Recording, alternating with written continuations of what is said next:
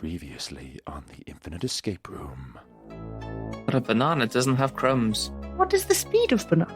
Am I able to do a little poop into my little monkey trousers? You pull out a Cleveland steamer. We slop and poo as well, Michael. I do eat a lot of fibre. Monkeys.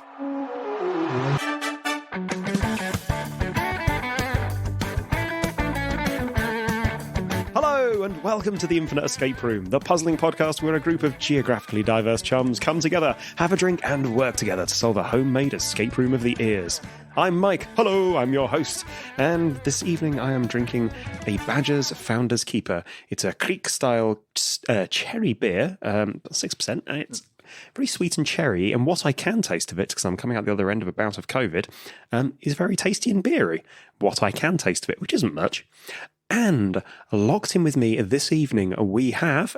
Hello, I'm Ben Levy-Griffiths, and this week I am drinking a trusty Blue Moon, and I am doing so out of an itty-bitty tiny pint glass with a handle. Aww. Makes me feel giant. Is it a pint glass of that size? No, it is an actual itty-bitty tiny one.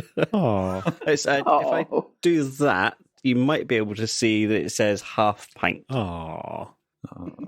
Just. Ben looks like a regular-sized person. Okay, I'm Rebecca Ferguson, and I am drinking a Nelson's Blood Bitter, which is 5.1%. And I bought it because it said it had got some rum in it, but when I've read the list of ingredients, it doesn't have any rum in it, so I'm not sure about that. So I'll wait and see. Are they allowed to put that on the tin? They didn't put it on the tin, they put it on the label in the shop. Oh. But they might have said something like, a hint of rum or something like that. Like they say, a hint of tobacco or a hint of coffee. But they're not actually like dunking fags in it. Yeah, okay, that makes sense. It didn't say it could make you run, did it? No. That sounds like Mark's beer. Sorry, Mark, we're proceeding your beer. Right, okay, I'm Mark Childs, and I'm drinking For Whom Double Tolls. Double is spelt the Flemish way because it's a double beer. And that's cherry flavoured as well. So there we go. And it is, I've just looked it up, 6.66%. So I can't believe it's really 6.66%. That's just got to be, because, there's no way they can know to the nearest 0.01% how strong it is. So how devilish. A bit of shtick, yes, yeah. So it's from Harrogate, so even more devilish. No, I don't know if there's a Devil Harrogate connection, but I don't know. If it was Whitby, that would make sense, but not Harrogate. Well, I was going to say that's where I got it from. No, I didn't. I got it from Whitley Bay. There's a bottle shop there called Hazy Days. So every time we go to Whitley Bay, we pick up a couple of the more obscure beers that we can find. So this is the one that's left. Because I wasn't too sure I'd like cherry flavoured, but it's going down pretty well, really. What's the Devil connection with Whitby? I feel like I've missed something. Double, there's no connection. It's just called double because that's a type of Belgian beer. It's double strength or double. Well, Rebecca would probably know what it's. Do you know double? No. And then they had to make. While you're talking. And they had to make. Do that then. Great explanation so far, Mark. They had to make double beer in Harrogate, and there's no connection with Whitley Bay. It's just where I bought the beer from. This is why there's no connection, because there's no connection. It's just a double beer from Harrogate that I bought in Whitley. I'm hoping you're going to cut all this. Rebecca was insinuating there's some sort of connection between the Devil and Whitby. Oh, I was talking about... Oh, well, there is there. Dracula. That's where Dracula came. That's where he turned up at... that feels like the conclusion that I was originally expecting. Oh, okay. Oh, sorry. Oh, okay. Right, okay. Yes. So, yes, I've been reading the English translation of the Swedish translation of Dracula. That's really interesting. Why have you been doing that? It's a completely different story. Is it like Flat Pack Coffin or something? Is that the twist? They just made up their own version. I think instead of it, they couldn't be bothered doing the actual translation, or they couldn't get an actual copy of it, so they just made up their own. So it's very, but it still comes ashore in Whitley Bay. So not Whitley Bay, Whitby. But there we go. So I'm going to do a good edit there, I should think. No, I think I'm going to leave all that in. I think that's going to be... Oh, my God, really? Oh, dear God. Just to give people real flavour, because Mark and I actually do another podcast together. This is a podcast that Mark and I have been doing together now for 3.5 years. with frequent and much appreciated guest Rebecca as well, called Pedagodzilla. And rather than me talk about it, Mark, Rebecca, would you guys like to introduce it? It feels like a bit weird to kind of introduce my own show on my own your show. own podcast. A bit cross marketing. It's we. So all of us work in higher education, and some of us know some fair bit about education, and it's a good way to teach other people about education. So that's part of what the remit is so that people can tune in, and it helps a bit with their development and all that sort of thing. So it's got a serious side, but the fun side is that we pick a particular pop culture thing. So I think Rebecca's first episode was Buffy the Vampire Slayer and problem-based learning. And computational thinking. Learning. Two for the price of one. So we use one to explain the other. We use the pop culture to explain the pedagogy, and then think of tips for your own practice. And people seem to like it. I think it gives something which can be a dry subject sometimes. It gives it a bit more of a fun feel to it. Really makes it more listenable too. 40-something episodes now, I think. So yeah, and something like 20 waiting to be published at the moment. I think we've got a bit of an we keep on recording them faster than we can edit them. Yeah. And Rebecca, you're sort of a frequent guest on it, but also, as insinuated earlier, Professor of Education. Well, Professor of Learning. Is it Learning Futures? Professor of Learning Futures. Becca, blow everybody's socks off with a piece of learning of the future. Well, I'll just talk about a learning future that Mark and I, and possibly you, Mike, have been involved in. We're thinking about, once again, about virtual reality and augmented reality and extended reality and how you can use those in learning. And Mark and I have been tearing our hair out because we've been doing this for about 15 years and we know all things that can go wrong. And Meta has come along and gone, oh, we've had this brilliant new idea. And we're going, no, you've had this rather bad old idea and you haven't learned anything from what anybody's learned ever. So that's frustrating us. So at the moment, we're not doing anything about learning in virtual reality. We're just playing mini golf. Yes. Oh, Becca, do you have a Quest 2 as well? Yep. Oh, brilliant. We'll have to all get into a game of golf together soon. Yeah, I mean, if you want to research something, Learning Futures is a good thing to research because people will give you a quest to play with. That is good. That is good to know. I just published, actually on Virtual Thing, I've just shared a piece of research that we did on using virtual worlds. Sorry, this is just boring now. Virtual worlds for hybrid work. Sorry, Ben. Yeah, we'll stop in a minute. Yeah, Ben, what's your connection to? I must admit, as somebody not in the industry that doesn't need to know it, certainly back when I was listening to lots of podcasts, Pedagodzilla was on my regular listen. Just because it is like just really, really accessible. You don't need to be. You don't need to sort of be in the industry to understand it. It's just super, super nice just to listen to. That was the right answer, Ben. And I didn't do it quite word for word, Mike. That sounds more natural in the post. And it's just a chance to talk about like geeky TV shows and films and things like that. So I mean, that's the main thing for me, really. Mark, where can people find us? Oh, okay. Sorry. Yes, you're doing this as if I'm the person representing Pedagodzilla. We're on pedagodzilla.com, so you can listen to that. You can also find us through all the normal podcasting feeds. Just look up Pedagodzilla, and there we are. Really, there's a picture of Godzilla with a mortarboard on. That's the one that we are. But I think we're the only thing called Pedagodzilla. Must be. So, yeah. Yeah. Listeners may be wondering, those who are still tuned in, what we actually do on the Infinite Escape Room when we're not masturbatorily plugging one's own podcasts. Before we go any further, I would just like to thank our glorious, fabulous patrons, and in particular Christopher Cheng, J. Cameron Cooper, and David Lecomte. Thank you so very, very much for keeping the show on the airwaves, the socks on my feet, the carpet underneath my socks. If you'd like to join the ranks for as little as £1 a month, you can do so over at patreon.com/theinfluence. You can find access to bonus episodes, unedited material, nonsense, lots of nonsense, and more, but not much more. It's mostly nonsense. Thanks, guys. Love you. So, what is the Infinite Escape Room? Well, it's an escape room, and it's infinite, except instead of your regular old escape room, which happens in bricks and mortar and clay and salt, this one happens in your ears and imagination holes in the little neurons firing betwixt your ears. Each week, one of us presents a part of the Infinite Escape Room, and this week it is me, while the others, our guests, try and solve it. If they don't escape within the allotted period of time, which will be discussed later, then they will lose, and terrible, terrible things shall befall them. And if they lose their lives, then everybody will be very upset, because unfortunately that is an entirely possible outcome of the puzzle that I have set up this week. The stakes are high. Wow.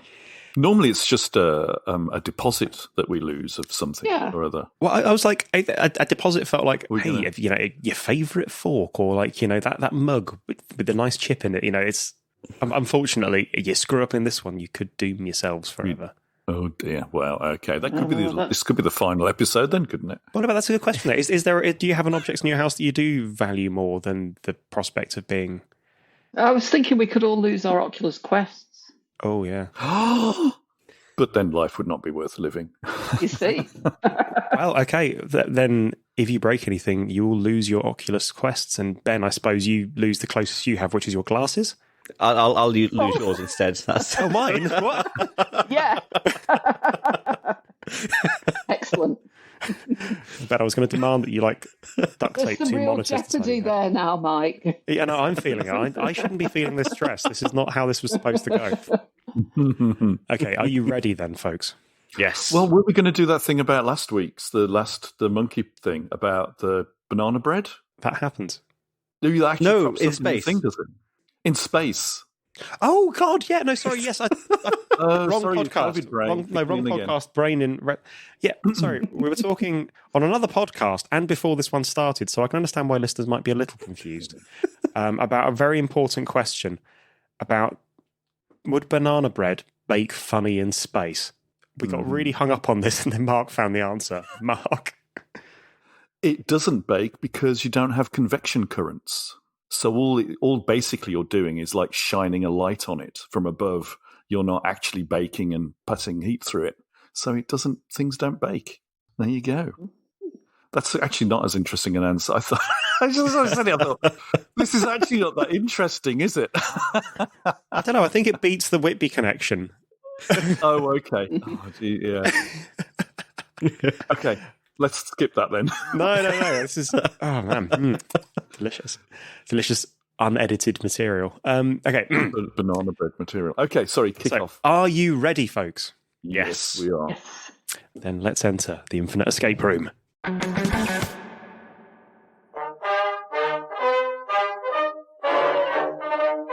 Last time on the Infinite Escape Room, you, still in the form of monkeys in spacesuits, were put aboard a dodgily made experimental space shuttle about to be launched into space.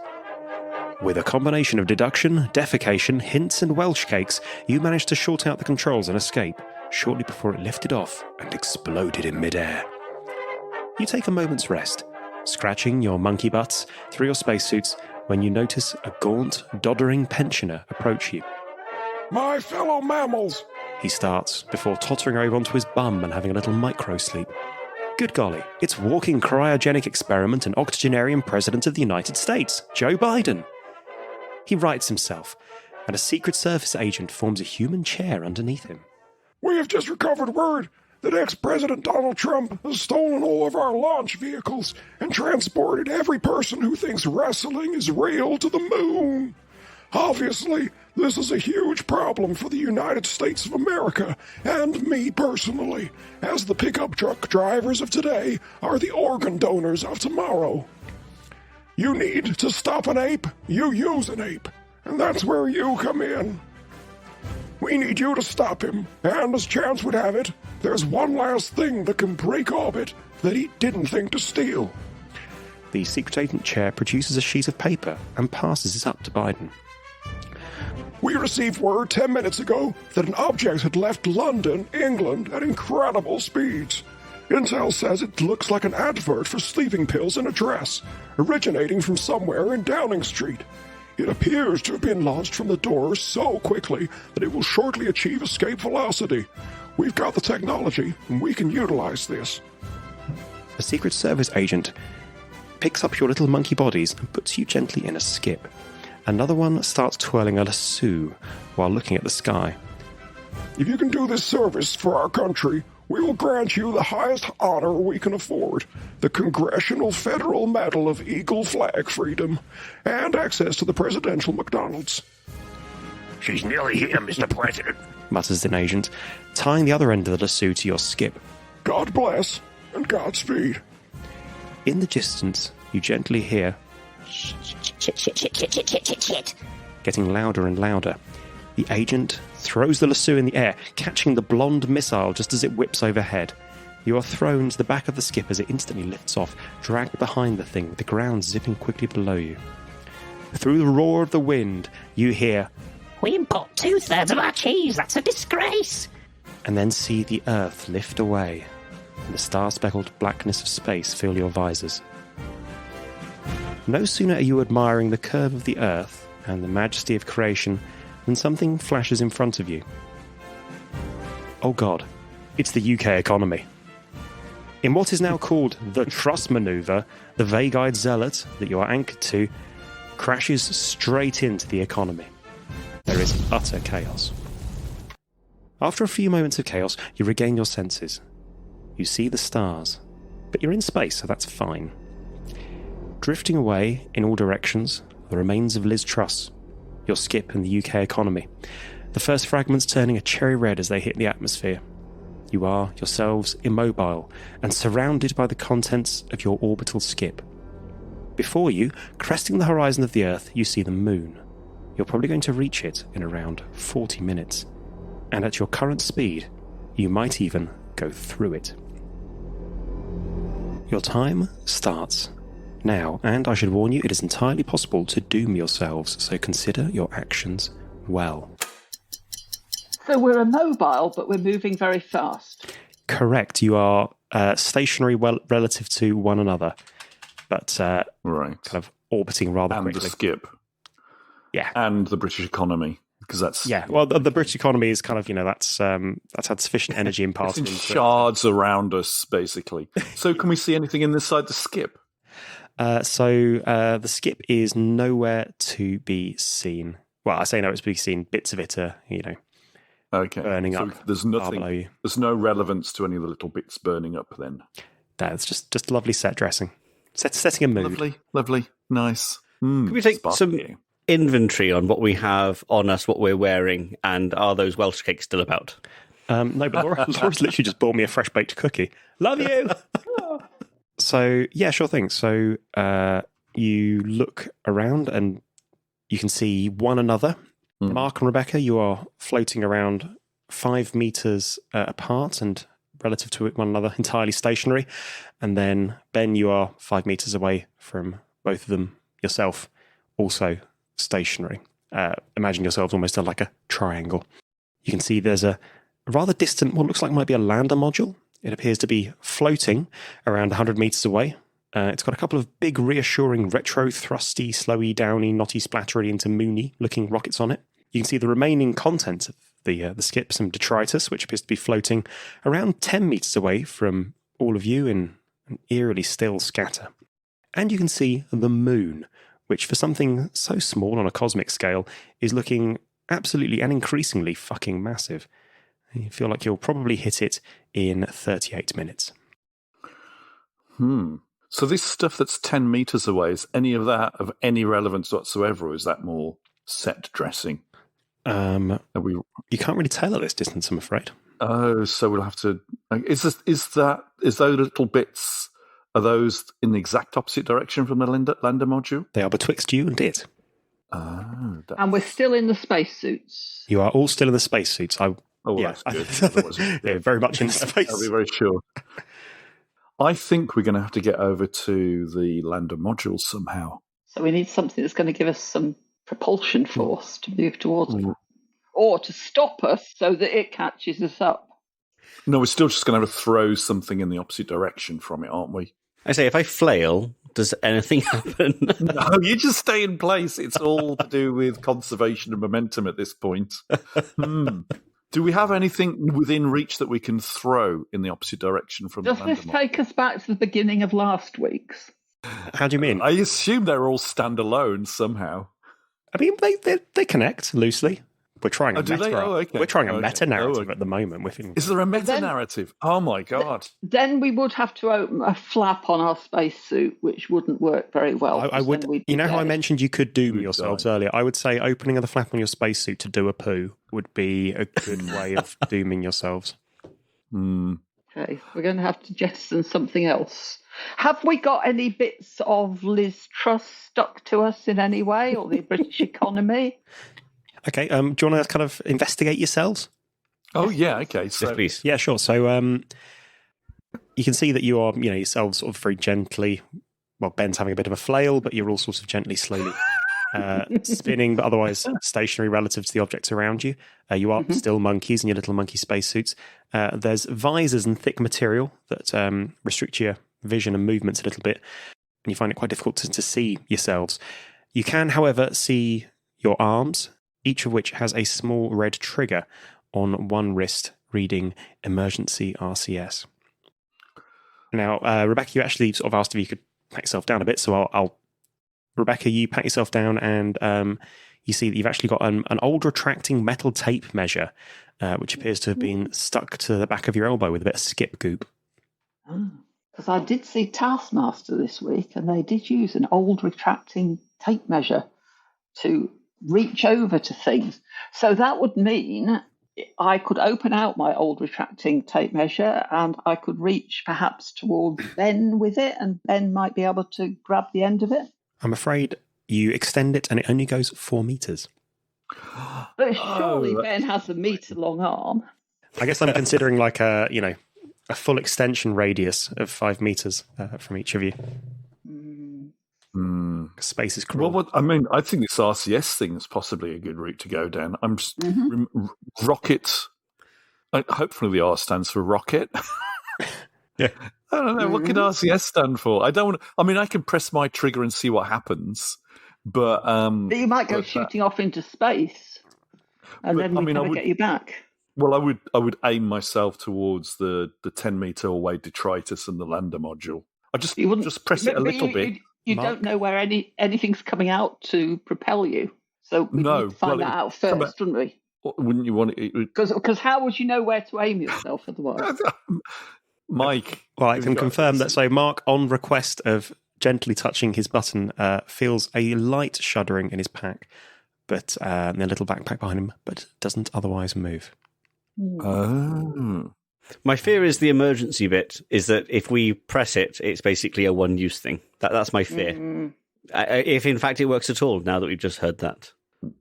And also, we'd have to think about where we're going. Are we going to each other, or are we going to the launch? We're probably going to the rocket, the launcher, aren't we? Yeah. I think that sounds like the only.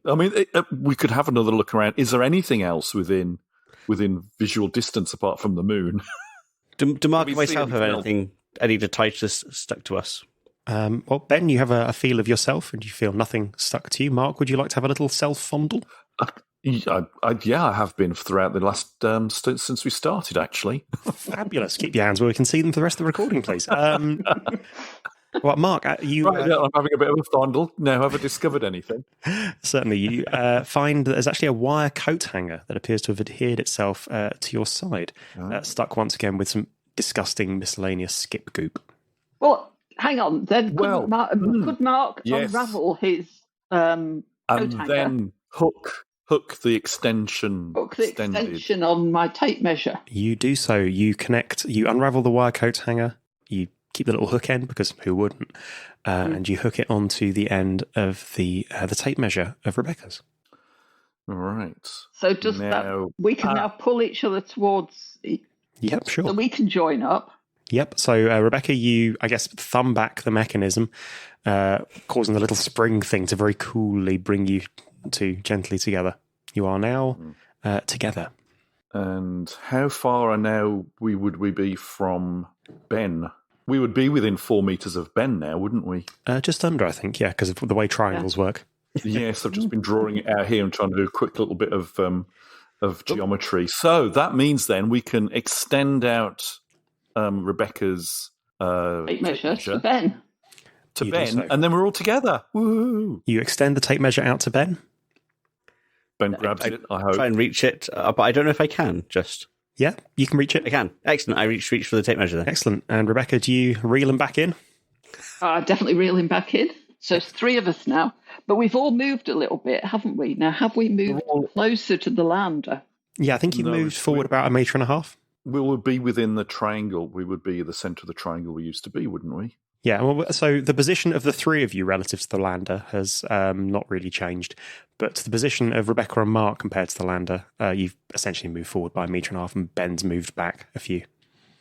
I've probably got the maths on that slightly wrong. I'm glad we have Mark here doing the trigonometry that is sorting this out for us. But broadly, we're in the same location on average. Always bring a physicist monkey into space with you. This is why I was like, this is going to be the most cerebral episode ever. So we're going to need a professor and a doctor, and a man with a beard. So I guess now one way you could propel, you do have something you could propel away from yourself to propel yourself closer to the 10-meter stuff and the lander module, which is one of us 3. You could, if you hurled me away from yourselves, then you 2 would head off in the other direction, and I would just end up going off into space at twice the speed in the other direction. That sounds risky. We only need to get what I'm 4 meters away from the lander, and we've already moved 1.5 meters closer, so we're 8.5 meters away. It's 20 meters away. How far away is it? No, it's 100. 10. No, the lander module is 100 meters. The detritus is 10. Detritus. Now that we're close to the detritus, you're can not we close see to anything the good in that?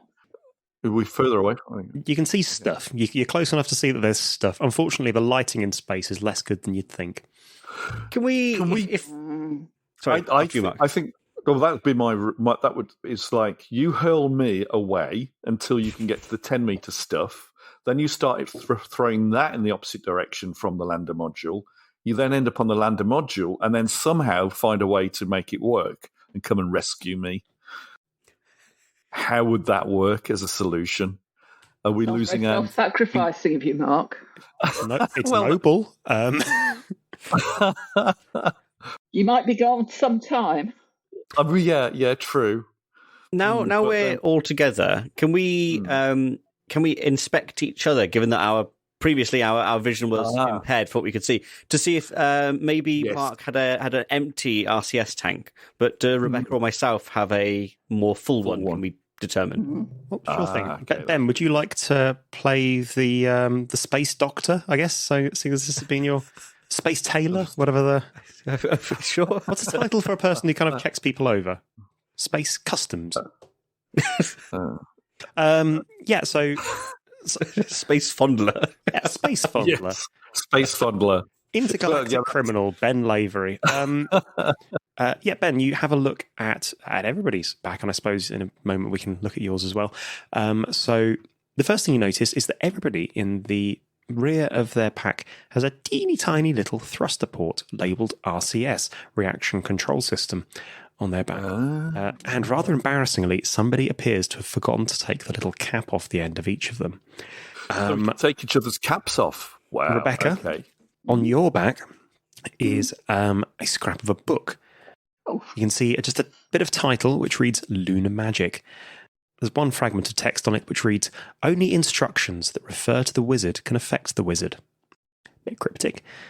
Mark, you can see something even stranger. It's a tattered piece of paper which may well have come out of the skip.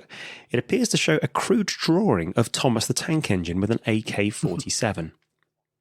And Ben, glued to your back, I say glued, gummily stuck with more skip goo, is a single long metal handlebar. Roughly how long? About 6 hands. Can we use the tape measure to double check? Yeah. This is an imperial tape measure, which means it includes hands. It's exactly 6 hands. It includes hands, but it presumably also includes more conventional Inches things like and Inches, centimeters. rods, Yeah. perches. Quite a wide tape measure. It's got a lot of units of measure. It's got fractions of furlongs, got a bit of a fathom in there. Can we try with centimetres? Yeah, sure. It's twiddly-umpty centimetres long. Okay, I'm guessing this is a distraction. Otherwise, Mike would have made a note of how long it is. It's not important how long it is. The length of it is okay. Quickly. Well, When people you tell say- you that, but it's not true, Mike. Oh, You say handlebar. Is it like a like a bicycle handlebar?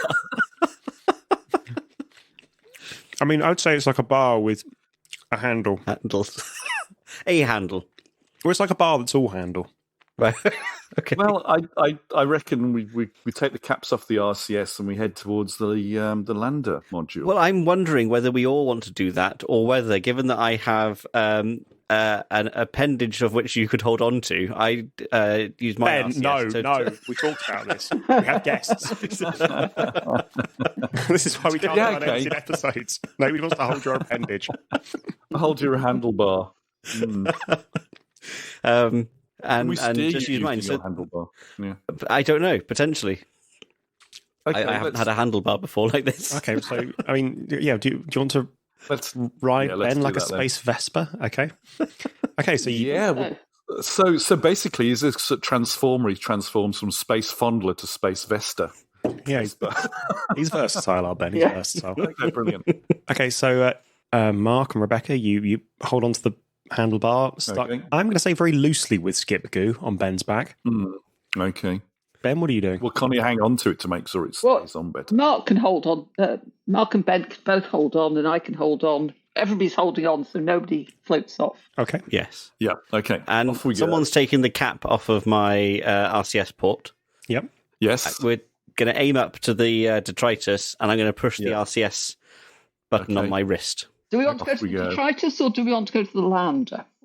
Well, the I think- detritus is in between us and the Yes. lander, so we have to go through the detritus to get to the lander. Okay. You hit the red button on your glove, Ben, and you hear what I can describe as rather disappointing kind of gassy fart comes out of your little RCS thruster, and you start to slowly move towards the pile of detritus. Okay. Okay. How long is it likely to take us to get there? I would say, let's see, what's your time at the moment? I would say it's probably going to take you another 10 minutes at your current rate. Oh, that's We too slow, don't have isn't it? 10 minutes. Yeah. So we're going to have to. I'm going to have to Try set off my somebody else. RCS as well. Yeah. Okay. So we got 2 RCSs going. Are we travelling a bit faster now? But as I say, before we do that, if we have double the RCSs, does that mean double the thrust, and therefore double the speed? Because yeah, that's 5 minutes. We get this down to what, 2 minutes, 2.5 minutes? It's double the acceleration, so we would get there a lot faster than half the time, wouldn't we? I just press buttons and Google. Also, our initial velocity is now faster, isn't it? So we're not going to a standing start like we were before. Well, it's relative velocity, so all of that cancels out probably. What does it? No. Yeah. Okay, let's just try 2 of those and see if we're getting there a bit faster. Mark, you hit your RCS button, and yours makes a kind of a less of a and more of a kind of morning after a curry sound through your suit, which you can hear, not with your ears because it's coming through space, because science. Yeah. It looks like you might now hit space. No one can hear you go. It looks like you might now hit it in around about 2, maybe 3 minutes. Oh, okay.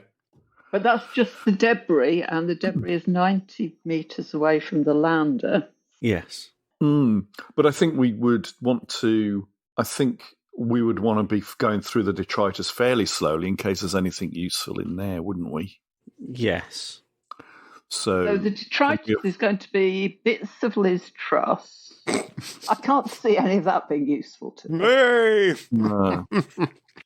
But bits of the UK economy, which bits of the UK economy might we be looking out for? We never know. I was thinking probably more. So whatever was in the skip that might still be there. More use than the UK economy. Yeah. Possibly. We have excellent creative industries. Well, when we're talking about it so much, we're probably there already now, aren't we? So, what can we see in this? You still got another minute and 15 seconds unless you fire the additional RCS. Well, But we're halfway there. We must be beginning to see the larger object. Sure. Yeah. Okay. So you can see, I'm going to have to keep a careful eye on the time here. You've done a real thing to me here. Okay. So yeah, you can see the pile of detritus start to approach you. It appears to be, as Ben's correctly summarised, the contents of the skip you originally arrived in. You can see a rather rotten-looking large car battery with jumper cables attached, a big bale of cotton wire, 2 large lengths of iron pipe, a bucket, strangely, of manky capacitors, and you only know they're capacitors because there's a big bit of writing on the side saying capacitors, which appear to be slightly covered in jam, and several half-used rolls of duct tape. Hello, listeners, it's Editing Mike here, and I done screwed up. I'm going to blame COVID and COVID brain because, heck, it's an excuse you only get to use every now and then. But yes, I should have said copper wire here rather than cotton wire. But that's only the first mistake. The second is going to be a gross assumption on my part as to the ubiquity of a certain type of projectile launch system, which may well come to you shortly. But what you know, and what unfortunately I've totally failed to communicate to the team, is that should be a large bale of copper wire. Not sure what cotton wire is, but it's not what I meant to say. Whoops. This is becoming a very physics and engineering sort of a thing, isn't it? It's a good thing we've got Mark. Well, I don't know anything about making stuff. I have You know the theory. I'm the theory. I'm a theoretical chef. And so you crash into the pile of detritus. Your velocity relative to the detritus is now 0. You are gradually moving towards the lander, but you will hit the moon long before you hit the lander. Okay. You and the lander will likely hit the moon at basically the same instant because of the way that the lander will come up to meet you. I'm guessing we probably need wire, capacitor, battery, duct tape, because for some reason we're going to have to open up the lander to get into the lander, which is going to require lots of bits of technical things. Is that fair? Do you reckon that sounds plausible? Point, we're not going to be there soon enough to do that. We're going to have to speed up a bit. Well, we haven't tried your RCS. Well, we haven't tried your RCS yet, have we? So yours could be the one that actually works properly. Revisiting some of these bits that we had attached to us, Mark had a picture of Thomas the Tank Engine with an AK-47. I'm wondering if I'm kind of taking away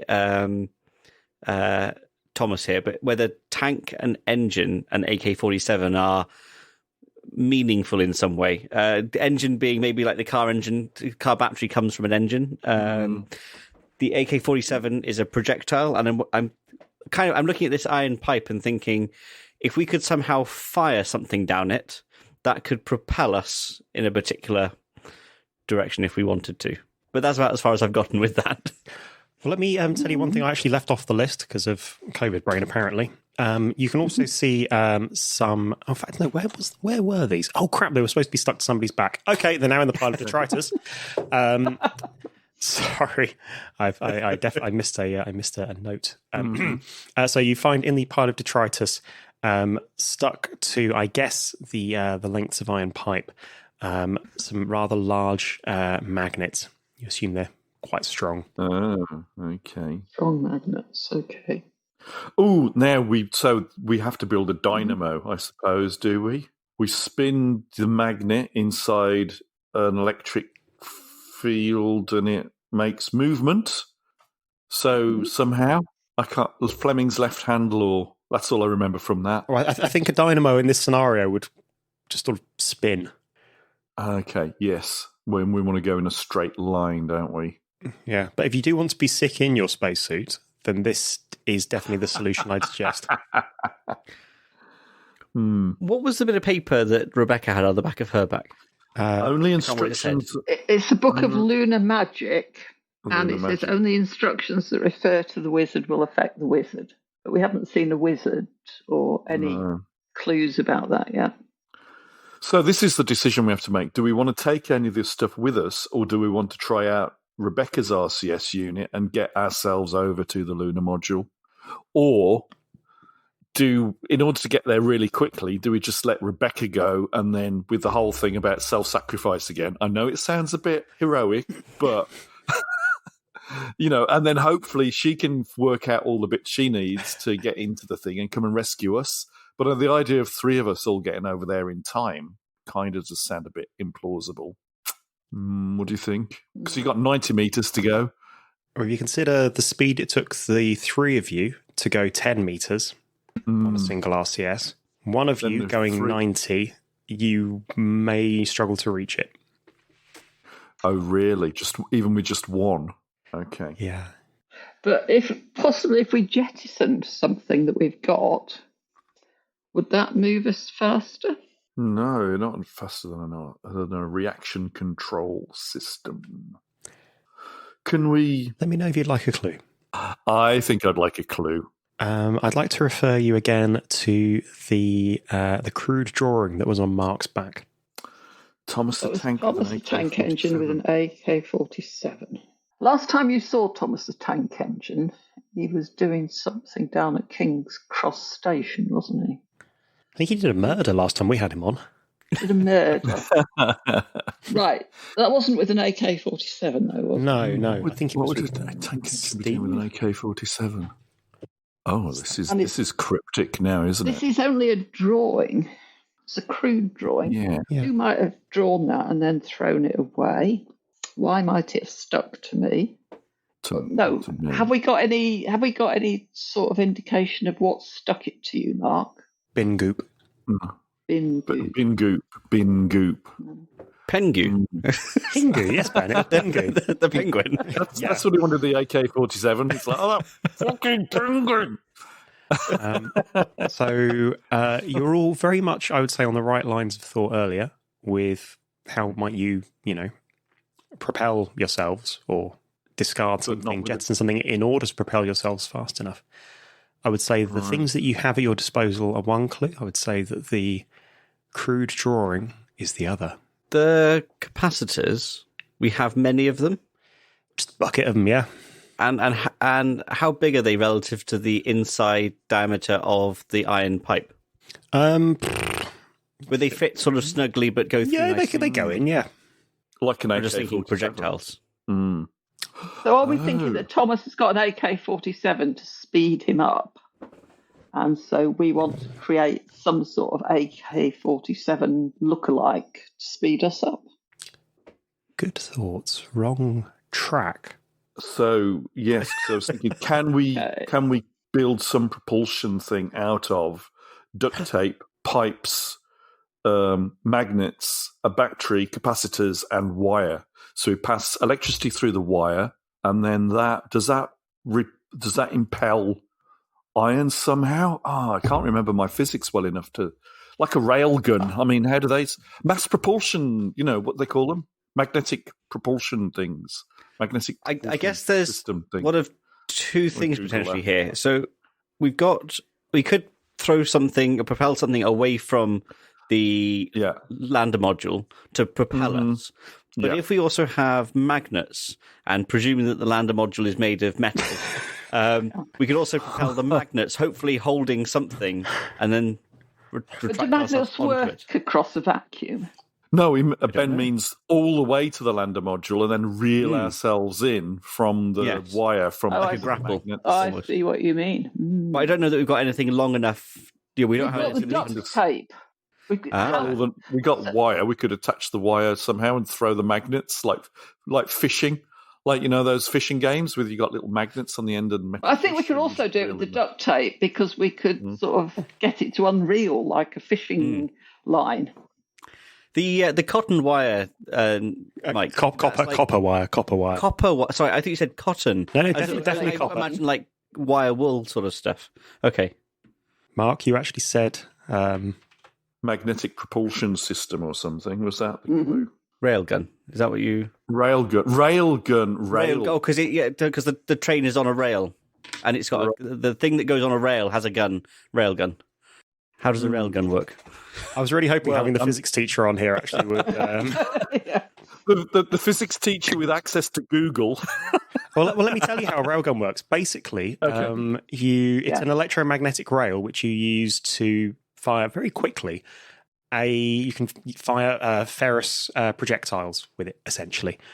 All you need to make a very crude one is a power source, some capacitors to hold the charge, so you get a nice big pump.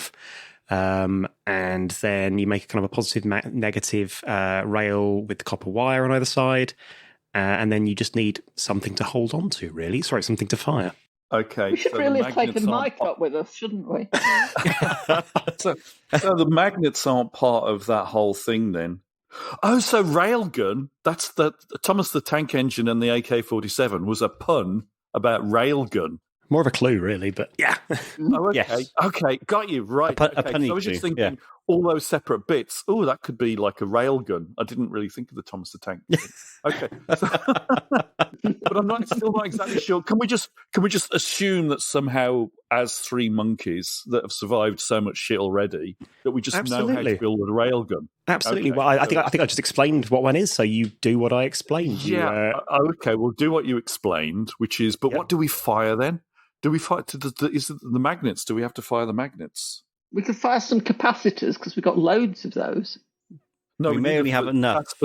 We need the capacitors to store the charge to then fire that in a big.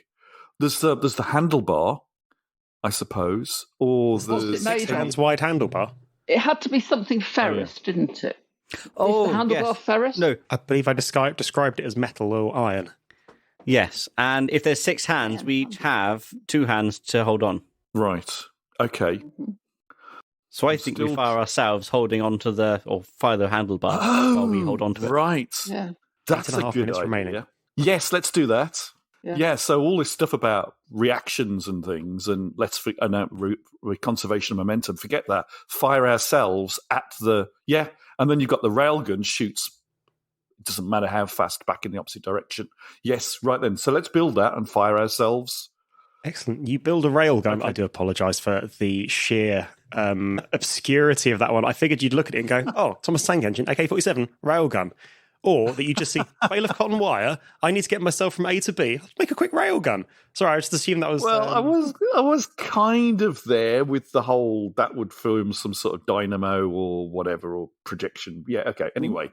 Yeah. I've never heard of a railgun. They're so cool. Yeah, it's like 8.5 minutes. I'd actually pause the timer. Okay, that's fine. Okay, I had paused the timer. They are so cool, Rebecca. Okay, so how long is it going to take us to build a railgun? Described. It's so quick. They do it at primary school these days, like every Wednesday. Okay, fair enough. Right. Build your kid a railgun day. So yeah, your hastily constructed duct taped railgun. You put the handlebar in between. All 3 of you grab onto it, and then I suppose Ben, with your articulate monkey foot, you touch the crocodile clips. The jump cables to the leftmost pole to complete the circuit, and there is a except that's the sound you assume it would make in the vacuum. Except in the vacuum of space. So you think patang. We feel it. We feel it through our spacesuit. Yeah. What you really feel is as the sudden acceleration makes you feel quite nauseous. I don't like roller coasters. Ben really doesn't like roller coasters. Yeah, they go up and down though. We're just going straight on, aren't we? So that's fine. Because of physics and equal and opposite reactions and whatnot, your impromptu railgun disappears quickly behind you. The lander comes towards you rather quickly, and 3, 2, 1, bong, thump into it. You are now on the outside of the lander. It's smaller than you'd expected, basically just a rocket with a few handholds. There appear to be a few components accessible to you, each with 3 switches beneath it, and the whole assemblage looks a little bit peaky. You can see there are 4 parts. The first part is labelled reserve fuel. It's a battered cylinder with particles of something escaping into space. The second part is labelled readouts. It's a collection of cracked gauges all showing low. The third part is labelled loom. It appears to be worn bundles of wires, blacked, cracked, fizzing in spots and glowing alarmingly in others. And part 4 is labelled the wizard, and it's just an innocuous box. Mm-hmm. Okay, so There's we can also give a set of instructions to the wizard. Yes, and there's a set of instructions printed underneath all of this, which I'm going to put into the chat now. So if the loom is damaged, we shouldn't enable reserve fuel. And the loom is damaged, isn't it? Because it's worn bundles of wire. So while the clever people have a think, I'm going to read this out for the audience. It says, in event of fuck-up, the first bullet point reads, all subsystems should be enabled by default unless otherwise instructed. Second bullet point, if loom is damaged, do not enable reserve fuel. Third, enable readouts unless all other systems are jettisoned. Fourth, do not jettison subsystems unless instructed, including the wizard. Fifth, jettison any disabled systems except for the loom. Sixth, if any subsystem is jettisoned, disable the loom. And last, if all other systems are enabled, disable the wizard. Okay, the things So with we have- 3 switches, are they separate from the 4 parts? Or is it that each of the 4 parts has 3 switches? So each of the 4 parts has 3 switches. There's a green switch, a red switch, and an orange switch. The green switch appears to enable it, the red switch appears to disable it, and the orange switch would appear to jettison the part. Okay. But we have got something that says only instructions that refer to the wizard affect the wizard. Okay. Do you know that? Yeah. I'm just wondering whether we only do things that... Well, when it says, Okay, I suppose. so what if we go through them in order? Okay. So we start off with the assumption that they should all be enabled, Yeah. which is all 4 of them. Mm-hmm. If the loom is damaged, we don't enable the reserve fuel. Now, is the loom damaged? Yes. It's worn, but is it damaged? Blackened, fizzing in spots, glowing alarmingly in others. I would say Okay. yes. Definitely damaged then. So we want Okay. to make sure that the reserve fuel is disabled. So should we press disable just to be on the safe side? Let's Yes. just put it to one side for the moment. Okay. Okay. Right. Enable readouts unless all other systems are jettisoned. So at the moment, we definitely want the readouts enabled because we haven't jettisoned anything yet. We presume everything is here. Do not yeah. We assume there weren't 28 things to stop. Most of them have been jettisoned. Mike, does it look as if anything's already been jettisoned? No, everything appears to be there. Well, I say everything. You can see the 4th part, which is labelled the wizard. You assume there's a wizard in there. I'm guessing that's how space travel happens. Oh, and it also says jettison any disabled systems except for the loom. So the loom is disabled, but we don't jettison it. Yeah. If any subsystem is jettisoned, we disable the loom. If all other systems are enabled, disable the wizard. Where did So that's not... Well, okay, so we can't enable the wizard because the loom is disabled. The loom is damaged. And so, in theory, the reserve fuel should be disabled, which means that not all of the systems are enabled. Okay. So I think that means that the wizard should be enabled. Yes. We should disable the reserve fuel. Yeah. And We cannot enable just- everything else. Enable the readouts Yeah. and the loom. Enable... We only disable the loom if a subsystem is jettisoned. We haven't jettisoned anything, so the loom No. should be enabled. If all other systems are enabled, we disable the wizard. But one of them is disabled, so we enable the wizard. But then it does say jettison any disabled systems except for the loom. So does that mean that we disable the reserve fuel now? Ah, that's true. Okay, so if we jettison the reserve fuel, then where does that take us? The loom is presumably enabled. Presumably, do we have a way of seeing if the loom is enabled? You can. Well, Mike said you it's all decide. I think fizzing we and can things. do it. If any subsystem is jettisoned, we have to disable the loom. So now we disable it. And if all other systems are enabled, we disable the wizard. But they're not all enabled, so we enable the wizard. Yeah. So the reserve fuel is jettisoned, the readouts are enabled, the loom is disabled, and the wizard is enabled. Yes. 2 minutes remaining. Okay. The moon We've looks got 2 big. minutes. Has that done anything, Mike? So is that what you're going with? Why is the reserve fuel disabled? I didn't. It's jettisoned now. Jettisoned. Jettisoned. Okay, I didn't get the jettisoning it, but I will. So we place disabled my confidence. We disabled it because the loom is damaged. Point number 2 is why we disabled it, and then point number 4 right, sure, yeah. is we jettisoned it because it was disabled. Right. Yes. Got you. Okay. Yes. Okay, and we've only got 2 minutes, so we might as well. Well, No, let's do it. 17 Let's do it seconds. anyway. Yeah, let's do that then. Yeah. Okay. Okay, we're jettisoning the reserve fuel, we're enabling the readouts, we're disabling the loom, and we're enabling the wizard. Okay, so you hit the orange button for the reserve fuel, and you see the battered cylinder piss off into space, literally, like, psst, except again, silently. Again, you imagine the sound. You enable the readouts, and they show you the things that only cracked gauges can. You disable the loom, and the sparking gently fades, and you enable the utterly innocuous box, which you assume contains the space wizard, which is, of course, how space travel happens, because God knows it can't be science. And your time stops now. You hear a crackle in your helmets. Gandalf, gradual astro. Oh no, this is a bad voice to do after COVID. I think I might do a voice effect for that one. Yeah, I think that'll be in post production. Gandalf, gradual astro. Yeah, I'll just do this in post. Gandalf, gradual astronavigation delta and landing fallback. System activated. Beginning retro thrust. You grab tightly onto the outside of the module as the thrusters ignite, and it takes all of your monkey strength to hold on as the moon comes up to meet you quickly, and then more slowly, until, with a light bounce, a rather suspicious crunch, and a puff of moon dust, you find yourselves down on the lunar surface.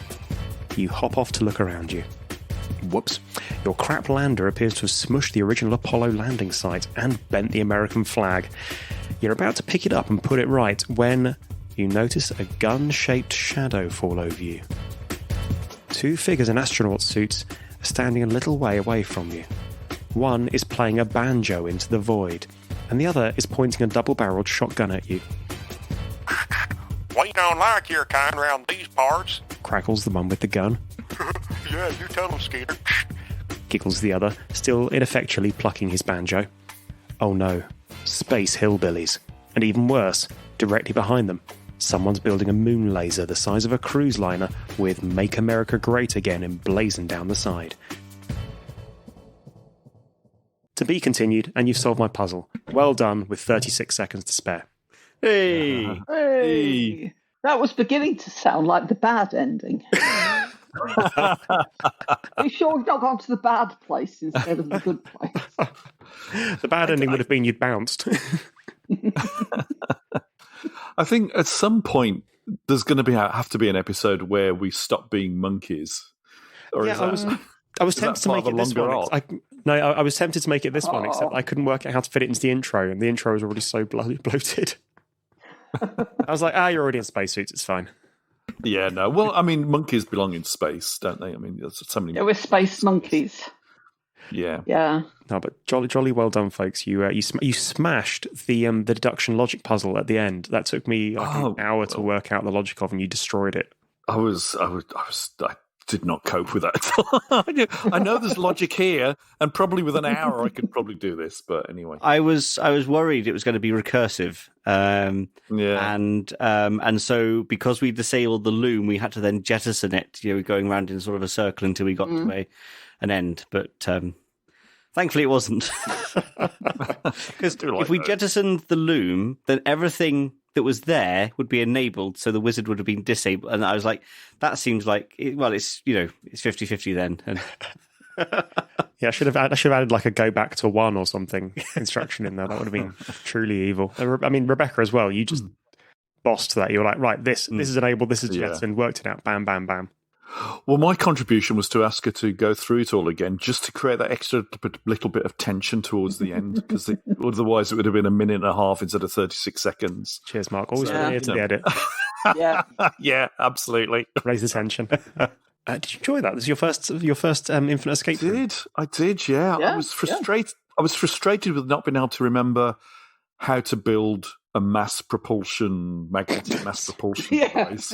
Yeah, Because I'm sure I did it at one point. It's like, I've seen those. They used to have them on Space 1999. How did they make them? I'm so sorry. That was obtuse of me. It was one of those, there's always that weird moment where you're like, well, this is obvious. This bit's obvious. And that was definitely mine. I was yeah. I was thinking you were going to bring in a Halloween theme at some point, and I was waiting for it to get ghostly. It didn't. Shit, yeah. And then this is going out on Halloween as piss. Oh, is it? Oh, hang on. A day before Halloween. But yeah, no, I think because we started this new meta arc thing, we've kind of missed Halloween this year, I think. Well, hang on. Let me add something in for the edit. And also, there's a skeleton. Sorry. In space. I think the kids will be dressing as space fondlers this Halloween anyway. Ben. Well, thanks very much for joining us, Rebecca and Mark. It's been lovely having you on. And Ben, but he's part of the furniture at this point. Thank you to you two listeners for listening. You can subscribe to us on all of your favourite apps, feeds, iTunes, and at our website, theinfiniteescaperoom.com.